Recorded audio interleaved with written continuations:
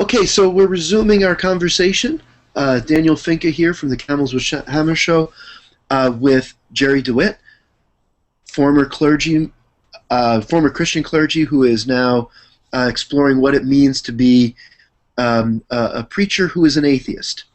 And so at the end of the last segment, we Jerry was talking about how in the South there's sometimes an alienation from or a perception that mainstream atheist leaders and famous authors kind of represent a foreign culture and even a condescending one to Southern culture, and so he's going to pick up with that thought. Yeah. So, um, obviously, I don't hold any hard feelings or resentment towards those that have led the charge thus far. I'm very much in love with the Four Horsemen, but at the same time, it's obvious. It's not just obvious to me, but it's obvious to people outside of the movement who interview me or come across me and instantly draw a comparison between me and the Ivy Leaguers. That that it isn't always everyday language. I mean, I truly consider myself to be an everyday person, and that's not insulting to say those other people aren't. We're probably all trying to be more like them, but at the same time, we have something to offer, and not just to offer the movement as a whole. That's probably too much of a stretch. But what we have to offer is to people like us in the Deep South or within a more Southern culture. And so, it's always more relatable whenever you're relating to people that you're more related to. Yeah, and I think there's something very elitist about traditional atheism, and a lot of atheists are elitist, and they write off the need to have atheist community at all or talk about atheism because there's a condescension to the ordinary person. And so you'll have a lot of well-educated scientists and philosophers and all sorts of academics, or people who are very well off financially, and they take a view that, well, religion is for the ordinary people, and we know better, and Right. and they have an assumption then. So I always find that when they're criticizing outspoken atheism, they almost see it as one of the elite going and picking on ordinary people when they Right. criticize religion. Right. And what I find so interesting is what I think they miss is that Dawkins has reached out to the very ordinary atheists who Yeah. exist all over the world, who feel isolated. They're not living in an ivory tower with other atheists. They feel alone in their atheism, and they feel like an outcast for their atheism. And there's a whole consciousness about that of raising the identity of ordinary atheists to know that they're not alone, and that they're normal, and that Right. they even have the intellectual community very largely on their side, even though Absolutely. the intellectual community won't explicitly support them. And so That's right. what I yeah we're in a stage now where if we really are going to be a movement that is not elitist and is for everybody, it's going to need our voices that come from other demographics. Yeah, that's a really I important point. I completely agree. Two quick issues there. One is that I've spent quality time with Richard Dawkins. I know that Richard Dawkins is a compassionate person. Yeah. Um, from our perspective, because he's from across the pond, obviously his mannerisms are different than ours. His idioms that he uses are different than ours, and that can be a distraction when we're so used to one particular personality type. But Hmm. I know for a fact from my experience sitting in the room with him, sitting on the couch next to him, and him hearing my story and watching his facial expressions and knowing, not just from his contribution to the clergy project, but his contribution in conversations to me personally, that he is the caring person and that he's not an elitist and that he doesn't see himself as above or beyond and is reaching out as far and wide as he can. At the same time, his personality is going to limit the people he can talk to, just like my personality is going to limit the people that I can talk to. And Right. so the winning strategy is not to mimic any one single archetype, but instead to say there are no templates and everyone is reaching out to everyone that they can. You know, I don't have any illusions of moving to the Northeast and them saying, Jerry, you're such an awesome preacher. We're just going to give you a doctorate's degree in communication, and you can teach us all how to talk to people. I Right. know that's not going to happen, and it shouldn't happen. But in Louisiana, where my work is primarily focused, I do fit in very well, and I can be effective. And so as I've said from the very beginning, everybody should be doing everything they can because Yeah. it's going to reach or help someone. Now, I think personally, I am very, very passionate about helping people overcome false religious beliefs. And as a former believer, I don't feel like it's a well, there's two things. I don't feel like it's an obnoxious thing to challenge someone's beliefs because I don't feel like it's a rude thing or something that's upsetting because to me personally, I'm grateful that there were people who challenged my beliefs and I wound up changing my mind Sure. and and and so I having gone through a deconversion process, I don't tend to look at believers as delicate flowers who can't have their that they Right. can't have their worldview messed with.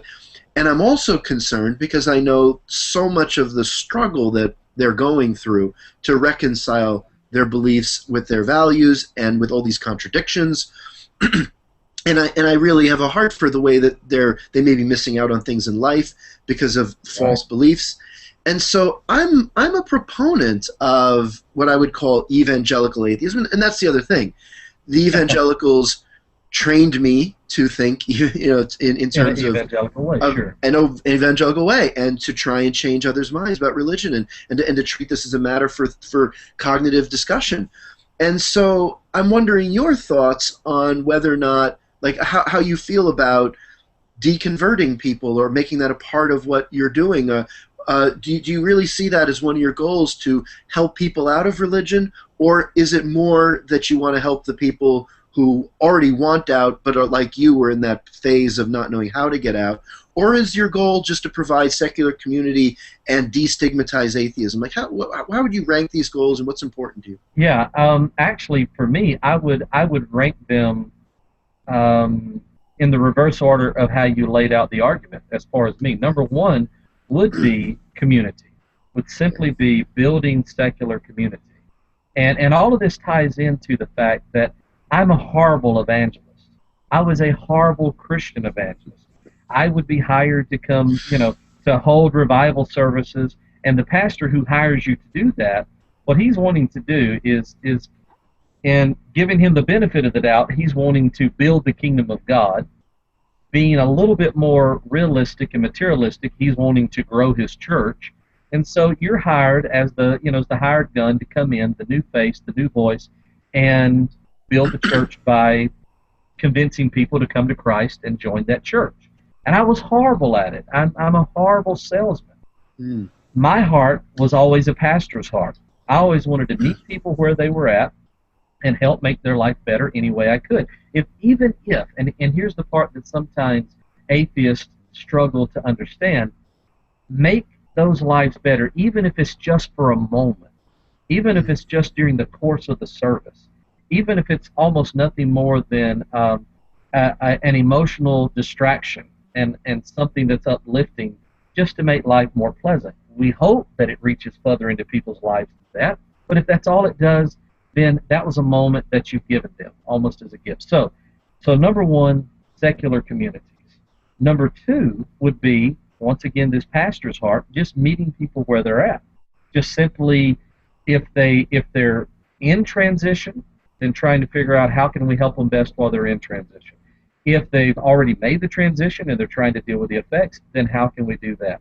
Then lastly, I would see myself more evangelical as trying to help people out of their religion But that really is lowest on my list, and I know that probably disappoints a whole lot of secular people, and I don't know if it would excite religious people to know that about me or not. But and that's just a personality thing. And honestly, the only there's three issues that makes me interested in bringing someone out of their religion: what they do in the voting booth, how they treat their children, and how their life is diminished by their religious beliefs, what you just brought up. You know, I've got people that I love dearly that if I could somehow help them be less religious so that they could explore their own individuality and truly explore life and reality, then I would very gladly do that. But most likely they're going to have to approach me for me to do that for them. Yeah. And what do you think about? I had two questions. What do you think about, since you were just very recently a Christian, Right.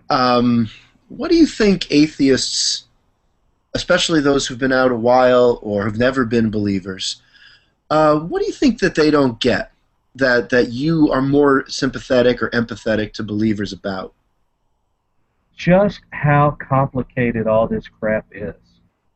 You know, that it really is complicated. Like with the Clergy Project, what I've enjoyed doing, and let me back up and talk about one thing real quick.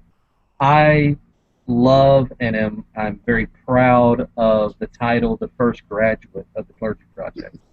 But the whole thing's a misnomer, you know, and it gets us into trouble sometimes because there's no program, you know, that there's no curriculum, there's no test. All it simply means was I was a non-believing minister when I came into the program. Not only did I leave the ministry, but I left it public. That's really all that means. And there's only been a couple of us that's done that in that particular order, and thus got the slang term graduate. So that's important, and the Clergy Project Board really wants to make sure that starts getting out there. But what I now say as I travel across the country is I don't think I'm the answer, and I know I don't have the answer, but I feel like I'm part of the question. And I feel like this is far more complicated than lifelong atheists are able to truly appreciate. You know, the question that comes up is people will say, okay, well, you're up here defending this minister who doesn't believe but is still in the ministry. Isn't that lying? Well, yeah, duh. Yeah, of course it's lying. Whoever said it wasn't lying? But now we're talking about different degrees of falsehood. Now we're talking about different degrees of deception, and what is he saying versus what he's supposed to say. And, you know, there's all of these complications. And to what degree is lying necessary to take care of your family, to take care of your loved ones, to keep hospitalization, to keep your children in college, to pay your mortgage? So all of this gets very complicated, and that's what I think maybe sometimes the lifelong atheist isn't able to truly appreciate. You know, they'll say things Right. like, "Well, I've got a Darwin fish on my car, and nobody's ever scratched the car." Yeah, well, where do you live? You know, I mean, where do you park your car? On a university campus? Yeah, okay, that's probably true. You know, so the second thing is also understanding the difference in personality. Almost without exception, the person who says, I don't get it, I don't see why you need community, I don't see why, you know, you need to do anything that even resembles religion, I can almost guarantee you that is a particular personality type. And that's okay. And they should go and do the things that that particular personality type enjoys and can contribute. But that doesn't mean everybody's going to be that way. Yeah. You know, I recently started a philosophical advice column where I'm trying to answer people's questions from a philosophical perspective. And one of the first questions I answered was someone who's going to be a camp counselor and wanted to know, and they're on the verge of, they might not believe, and so they wondered what I would say to do. Yeah. And I was in this position of, like, I first almost lost my faith right before becoming a Christian camp counselor for a summer, my second summer at a Christian camp, and I just scrambled to try and believe again in time. Sure. And so I had a little taste of this, and my advice was, you know, like I felt terrible afterwards After I deconverted, I felt like all the efforts I put into evangelizing was, you know, all for the falsehood, and I advanced the wrong cause with my whole life. But what I realized, and that was very, very, I mean, and I had to deal with that at 21, let alone much older. Right. And so, so that's such a painful feeling to feel like you've been working in the wrong direction on so many important things. But Right. what I did realize as a consolation is that you still are providing a number of non-cognitive goods for people, Sure. and you're still providing helpful counseling in a number of other areas, and often, you know, you're still helping people think in certain kinds of categories, even if they weren't literally the right ones. And and what I realized was I'm okay with where I promoted the values I still have. And I said to him, in this article, I said, figure out in advance, right now, figure out what values you most are committed to and believe in That's that would exactly right. transcend whether you're a believer or not. That you could feel good you promoted those values. And if for the time being you're going to convey those values through the available means of the Christian tradition and symbols, at Right. least you're promoting the values you will not feel bad about having promoted. And I get, is that what other advice, or is that what your approach was, and what other advice would you give someone who's out there right now struggling with this? I would second everything that you just said. It's it's difficult without having been there, and you've been there, to fully appreciate everything else that goes on besides promoting doctrine. Right. There's just a lot of extracurricular benefits, that are going on that people probably have a hard time appreciating. Just the just the fact that you're integrated into this community, and how each one's success or failures plays off of the lives of each other's success or failures. All of that is terribly, terribly important, and that's just one of the numerous reasons why you can't just suddenly rip yourself away from it. You've got obligations to people. You know, and so I think that's wonderful advice. The other thing that I say to people is, if you can, figure out in advance how public you think you're going to need to be in order for your conscience to feel clear, to feel clean. There's some ministers that, when they finally get free, they're never even going to, they'll probably never even go to the movies again, because they're not going to be even associated with being in a crowd. They're just burnt out, they're done. But then there's other people that they know they're going to have a public life, that they're going to try to, be an activist or do something. Even understanding what your life's goals are can greatly affect your strategy of how you're going to come out, of when you're going to come out, and why you should come out. So all of those things are very important. And the other thing that I say to them is, don't think that there's any one single template that has to be followed. There's no one way to do this. Every single life is filled with its own responsibilities. Literally, before you and I got on this call the first time, I had just gotten off the phone with someone and just got through telling them this. This is a minister from California. And I said, you've got to understand, you feel a weight of obligation. See, this whole word religion is so stinking tricky, because we think a person sits in the congregation and they feel this religious pressure to live up to this expectation. But atheists do it too. It's just part of the human nature. You go online and you see these stories, and you see this crazy guy in the South, Jerry DeWitt, who used to be a preacher, and he's come out, and suddenly you start feeling this little twinge of guilt, and this wave of responsibility or expectation that now you've got to come out the same way, and you've got to do something. And that's what I call religion. I think Mm. that's a byproduct of a religious mindset. So I told this guy, I said, you've got to take your life and your responsibilities. You've got to make those your priorities. So I tell people, slow down, take your time. Disbelief isn't going anywhere. Atheism's not going anywhere. You've got time to work your way through these things. Yeah, that's great. And who is the book for? Hope After Ah, Faith. yeah. that's an excellent question. You know, I this is going to sound like I'm trying to sell books, and of course I am. But um, you know, I hope there's a little something for everybody. I feel like regardless of who reads it, they're going to go behind the scenes of a very tortured Pentecostal minister's life. You're going to be in the background, and you're going to know by the time you get through the book, you're going to know exactly what it's like to have been at least me as a Pentecostal minister.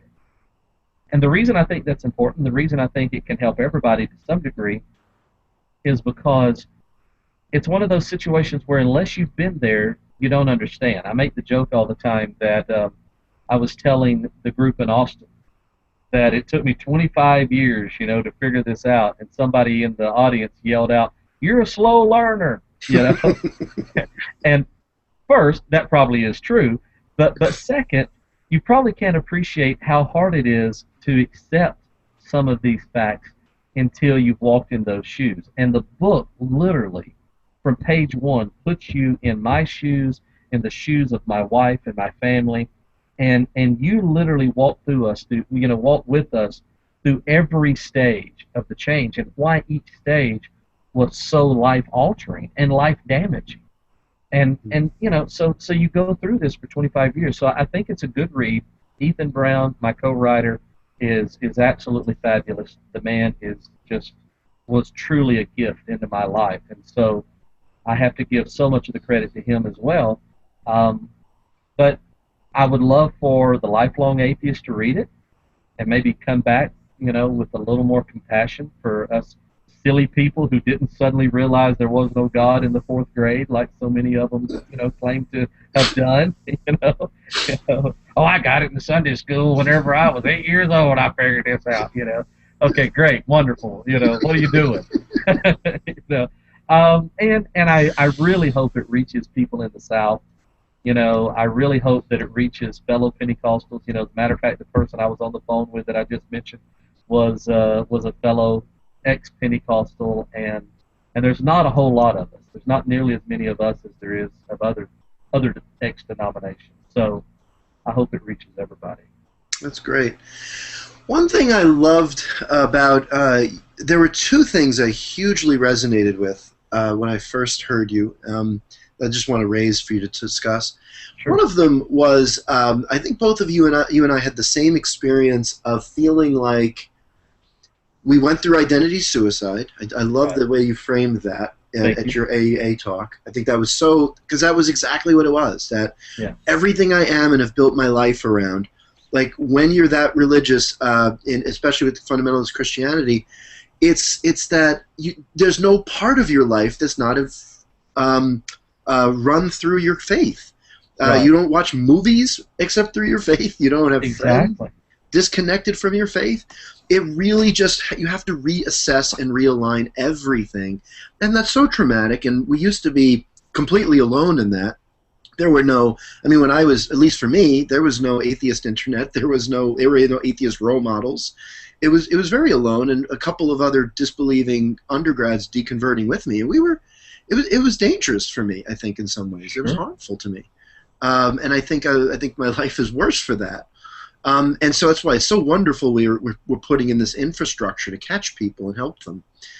And so many people outside the community are so lacking in empathy for why and this just really bothers me, because they're like, well, why do you need to go help, why do you need to go talk about this, and why do you need to set up a recovery from religion foundation? Right. You want to pull people out of their faiths, and it's like, no, there are people suffering, and the structure of things in this culture alienate them on purpose. They marginalize everything in their power to do that. Michael Medved was talking to Sarah Moorhead, and the executive director of the Recovery from Religion Foundation right now, and he said to her, well, why do you need this organization when there's room for doubters in the church? We love the sinners. It was like yes, you have to understand yourself as a sinner for being a doubter, right? And the doubt can only be tolerated in this closed way. Like, it can't ever be genuine rebuke and challenge and rejection. Right. So there's no place for that. They want to remove any place for us. And so that identity suicide, and what I love, the two things that resonated were, you stressed something I stress, and it's that what you found was your identity you thought had to be your faith, but the deeper identity was your commitment to people, right? It was your commitment where you, from the beginning, couldn't handle this doctrine of hell, and you were deeply a humanist all along. And Right. for me, it was a matter of I was deeply committed to an ethics of truth and integrity and honesty, and that was what carried me. You find that there is a deeper identity beneath the faith, even when that's all you can see at first as your whole identity. And Right. the other thing that really struck me is that you and I, like, we have dramatic deconversions, and we grew up in traditions that were built on the dramatic conversion. Yes. And growing up, I never had a dramatic conversion story. Like, but I had to give a testimony. It'd always be like, my parents are divorced, and that's hard. So now I Right. learned to trust Jesus. But I didn't have or like my brother's conversion story was mine. And so I found it so interesting that as an evangelical, there's a whole structure of logic of being the one who has a dramatic transformation. And, Right. and I think it's interesting how that sets us up to become deconverts, because we have this structure of a narrative. And listening to you talk, you spoke in that kind of a narrative. I once was lost, and now I'm found, in a way. Sure. And I just bring up these observations for your thoughts on them. Yeah, I love that, and I love the fact that you bring up the story, because that relates directly back to two very important issues, both our desire to create secular services and all of the organizations that that are doing such wonderful work within the movement. People far more intelligent than I, far more studied than I, could give a much better explanation of why humans are so in love with storytelling. But there's no doubt it is an extremely important part of our life. You can't even watch a 30-second commercial without them telling you a story. The commercials that work tell you a story in 30 seconds. And you have to love the characters within 30 seconds, or you're not even gonna, buy a car that you don't know the story for. And so, what I see going on is the organizations that exist within the secular movement, say whether it's Catherine who's running the Clergy Project, or Sarah who's running Recover from Religion, or like whether it's Del Rey's newest adventure with the Secular Therapist Project. What makes all of those organizations important is that people have similar stories. Yeah, you could go sit on a pew somewhere and the pastor could tell you it's okay to be a doubter, but he's also going to be telling you a story that says you've got to get over it. Or this is, you'll become a better person by getting over your doubting, to where you sit with Recovering from Religion or the Clergy Project or the Secular Therapist, or any of these other wonderful groups, and you're sharing similar stories and you're all on the same level. And it's not that you've got to get better or get past it or overcome it. You actually just share it together. Our idea of creating secular services is creating another medium where we can tell stories, where we can tell the story of life, the pleasure of living, the joy of relationships, the value of humanity through this other medium called a service. And so all of these things tie in together very well. And I appreciate you, setting that up for me. Great. Do you think there's any virtue in particular Christians do well that atheists would do well to learn from? And have you experienced from atheists any particular virtue that you think believers need to learn from? Oh, two come to mind right off the bat. Number one, the secular movement needs to learn how to raise money the same way that religious tables do. And it's not so much raise it, because they can raise it. Whether it's a bombing in Boston, or a tornado in Oklahoma, atheists are charitable people. By and large, the majority of them consider themselves to be humanists, and they will give the money. They're very, very, very generous that way. But it's in the day-to-day operations where, once again, we're like, that's too much like church, passing the plate. Well, okay, well, set a can by the door. Well, one time I went to a church, I had a can by the door. So like, well, look, if you don't want to give up your damn money, just say so. Just stop blaming it on religion. If you're, if you're selfish, say you're selfish. Whatever. It's fine. Let's don't limit what we're able to do. And so that would be a big thing. That would be important. But then the thing that obviously the church world, you've got the obvious things like critical thinking and things like that. But trying to come at it from a total different direction, the acceptance of diversity would be a wonderful thing for religious people to truly take out of the secular movement. It's wonderful to go to a convention, to go to a meetup, and to know that everybody, even if something instinctual in them is opposed to something a little different about somebody, it's so obvious that everyone is truly trying to accept everyone's individual makeup, and I dearly love that. And the reason I emphasize that is because most Christianity is trying nowadays to teach you to love your neighbor as yourself, but they don't ever teach you how to love yourself, so thus your neighbor gets the shaft. Mm. And it's funny. I love what you said about it's too much like church to raise money, because I saw a video that argued that like vloggers and bloggers shouldn't ever ask for money because that's what preachers do. It was just like, like we're never going to make money. Like that's against there's this ethos that being paid to help people with their philosophy and their like the pastoral needs of people, that there's something unseemly about being paid for those sorts of things when they're very important to people, and they're as valuable service as anything else, and the people who provide them need education, they need to live, and it is a very frustrating thing. People think writers, artists, musicians, and philosophers and pastors don't deserve any money, and it's and what it says without really meaning to say it. I'm going to give everyone the benefit of the doubt, but what it says to the blogger, from the blogger all the way to the philosopher, what it says to all of those people is your time isn't valuable. Right. That's what it says, is your time isn't valuable.